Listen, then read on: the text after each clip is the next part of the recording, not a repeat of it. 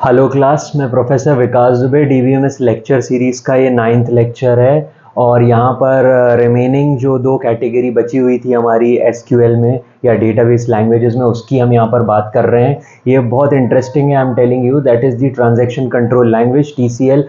आपने ट्रांजैक्शंस के बारे में तो सुना ही होगा, रोज़ ही आप ट्रांजैक्शन करते ही हैं।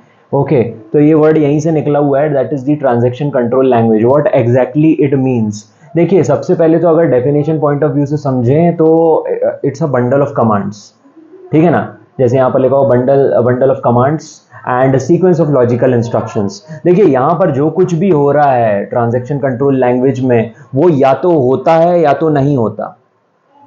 अगर होगा तो पूरा होगा और नहीं होगा तो बिल्कुल भी नहीं होगा। तो इस बात को आप ध्यान दें, that's why it is called bundles of command. तो इसमें बंडल्स ऑफ कमांड्स में जो इंस्ट्रक्शंस हैं वो या तो पूरे के पूरे एग्जीक्यूट होते हैं या तो फिर वो एग्जीक्यूट नहीं होते हैं।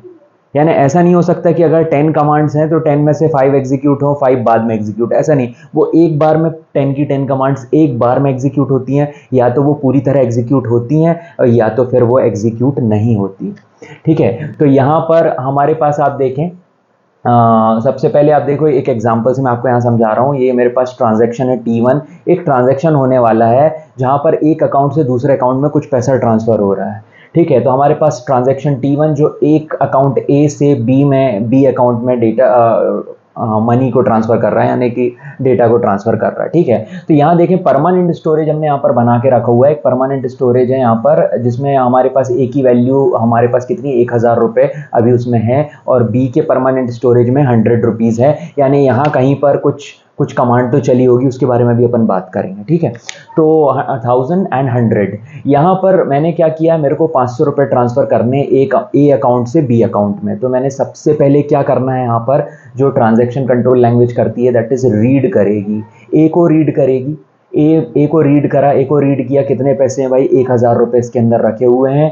अब हमको क्या करना है, सेकंड हमको बी को भी रीड करना है। तो बी को कब रीड करेंगे, जब हमको इंस्ट्रक्शन पड़ा कि भाई राइट ए, राइट यानी कि ए में ए से कुछ पैसा डिडक्ट होने वाला है। यहाँ पर राइट ए यानी ए में कुछ चेंजेस होने वाले हैं। ठीक है, तो ए में चेंजेस करने के लिए हमने यहाँ पर कमांड चलाई, ए इक्वल्स टू ए माइनस 500। अब 500 रुपये मेरे को अगर ट्रांसफ़र करने हैं तो माइनस करने पड़ेंगे यहाँ से 500। तो यहाँ देखें, जब ए माइनस 500 यहाँ पर हो रहा है तो ए में एक नई वैल्यू ऑब्वियसली आने वाली है यहाँ पर। तो जैसे ही यहाँ पर ए में 500 कम हो रहा है तो यहाँ पर 500 बढ़ने वाला है। तो यहाँ पर क्या होगा, सबसे पहले रीड करेंगे, रीड बी में कितनी वैल्यू पड़ी हुई है पहले से, 100 रुपीज़ हैं। 100 रुपीज़ हैं तो मैंने क्या किया, B equals to B plus 500। ये रीड क्यों करते हैं, हम चेक करते हैं अकाउंट का स्टेटस क्या है भाई, अकाउंट वर्किंग स्टेट में भी है या नहीं है। तो वो सारी चीज़ें अपन देखते हैं। यहाँ पर B equals to B plus 500 किया, यहाँ से माइनस 500, यहाँ से प्लस 500। यहाँ पर हमारे पास स्टेटस आ गया ए इक्वल्स टू 500, माइनस होके वैल्यू हमारे पास बची 500 रुपये, और यहाँ पर प्लस होके हो गए हैं 600 रुपीज़। 100 पहले से थे क्योंकि अभी। लेकिन क्या एक ट्विस्ट है यहाँ पर, आप देखें कि क्या ये चेंजेस परमानेंट चेंजेस हैं, नहीं। परमानेंट स्टोरेज ये है, लेकिन ये जो अभी हमने चेंजेस करे हैं क्या किस पे करे हैं जाके, अभी हमने ये सारा कुछ हो रहा है रैम में। रैम में चेंजेस जो भी होते हैं आपको पता है, इट्स अ टेम्पररी मेमोरी। तो यहाँ पर कोई भी चेंजेस जो होते हैं वो परमानेंट नहीं है। अभी जो कुछ भी हो रहा है रैम में वो टेम्पररी है।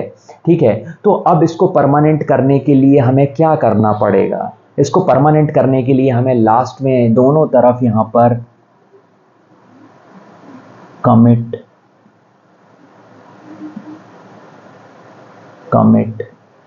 दोनों तरफ कमिट कमांड चलाना ज़रूरी है। एक बार आपने कमिटमेंट कर दिया तो फिर आप पलट नहीं सकते उससे। ठीक है, तो यहाँ पर आपने यहाँ पर कमिट कमांड चला दी, यहाँ पर कमिट कमांड चलाई। जैसे ही आप कमिट कमांड चलाते हो तो जो चेंजेस हमारे रैम के थे वो परमानेंट चेंजेस बन जाएंगे। यानी यहाँ पर जो वैल्यू 1000 थी, अब यहाँ पर एग्जैक्ट वैल्यू कितनी हो जाएगी, 500। और यहाँ पर बी में जो हमारी 100 थी, इसकी ओवर राइट होके हो जाएगी 600। जैसे ही आप कमिट कमांड चलाते हो चेंजेस परमानेंट हो जाते हैं। ठीक है, तो दैट्स वाई ये बहुत सोच समझ के आपको कमिट कमांड चलानी चाहिए। और एक और कमांड होती है यहाँ पर which is called the roll back command. ये रोल बैक कमांड क्या काम में आती है भाई, एक बार आपने कमिटमेंट कर दिया तो फिर आप रोल बैक नहीं कर सकते। ठीक है, कहने का मतलब ये है कि ये कमिट कमांड मैंने चलाई, इसके पहले भी तो परमानेंट चेंजेस थे, ये इसके पहले भी 1000 और यहाँ पर 100 था। तो यहाँ पर पहले क्या था भाई, कहने का मतलब यहाँ कहीं पर भी एक इससे पहले क्या चली होगी, कमिट कमांड चली होगी यहाँ पर भी। तो अगर इसको शुद्ध हिंदी में समझो आप, तो जैसे कि भाई आप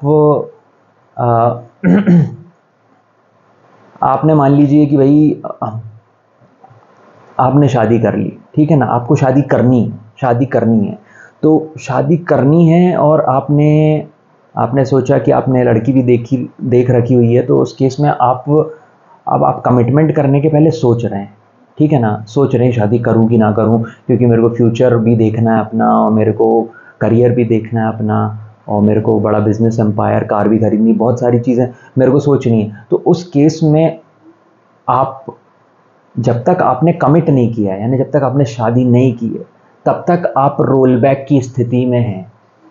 जब तक आपने कमिट नहीं किया तब तक आप रोल बैक की स्थिति में हैं।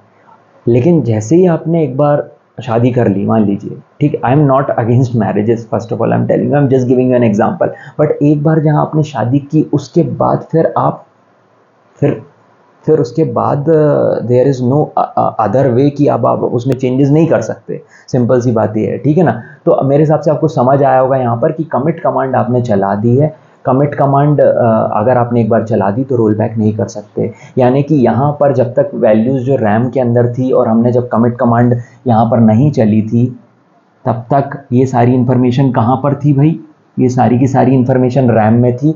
तो मैं चाहूँ तो इस सिचुएशन में मैं रोल बैक कमांड चला के ये सारी जो कमांड्स मैंने चलाई हैं इनको इरेज कर सकता हूँ, और ये इसको वापस उसी कंसिस्टेंट स्टेट में ला सकता हूँ जिसमें ये प्रीवियसली था। जैसे कि यहाँ पर 1000 रुपये थे और यहाँ पर 100 रुपीज़ थे, तो ये इस पर मैं इसको ला सकता हूँ, ठीक है। तो आई होप आपको ये समझ आया होगा। लेकिन एक बार जैसे ही आपने यहाँ पर कमिट कमांड चला दी तो ये वापस से 500 हो जाएगा और ये 600 हो जाएगा, क्योंकि पैसा फिर ट्रांसफ़र हो जाएगा अकाउंट में। तो ये समझ आ गया होगा आपको। Now we talk about the very simple, that is the data query language used to access and retrieve data. तो यहाँ पर देखें, हम एक्सेस एंड रिट्रीव डेटा की बात कर रहे हैं।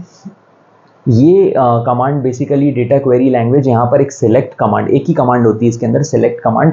कई बुक्स में आप देखेंगे डेटा मैनिपुलेशन के अंदर भी आपको ये सिलेक्ट मिल जाता है, तो अलग अलग राइटर्स के हिसाब से, लेकिन ये एक अलग कैटेगरी बनी हुई है डेटा क्वेरी लैंग्वेज, जहाँ पर सिलेक्ट कमांड चलती है। और अगर आपकी बड़ी सी टेबल है, बड़ी सी टेबल में से आप कुछ इन्फॉर्मेशन, कॉलम की या रो की इन्फॉर्मेशन आप निकालना चाहते हैं, तो सिलेक्ट कमांड की मदद से बड़े आसानी से आप निकाल सकते हैं। सिलेक्ट, यहाँ देखिए मैंने कमांड चलाई, मेरे पास एक टेबल है, उसका नाम है स्टूडेंट, और उसमें रोल नंबर, नेम और मार्क्स 3 कॉलम्स हैं, लेकिन मेरे को सिर्फ नेम कॉलम की इन्फॉर्मेशन चाहिए। तो कैसे निकाल सकता हूँ, सिलेक्ट नेम फ्रॉम स्टूडेंट। तो मेरे को क्या चाहिए, सिर्फ और सिर्फ नेम चाहिए इस टेबल में से, तो सिर्फ नेम की इन्फॉर्मेशन मेरे को यहाँ पर, that is name A, C and Z, ये 3 इन्फॉर्मेशन बस मुझको आउटपुट में जनरेट होके मिल जाएगी।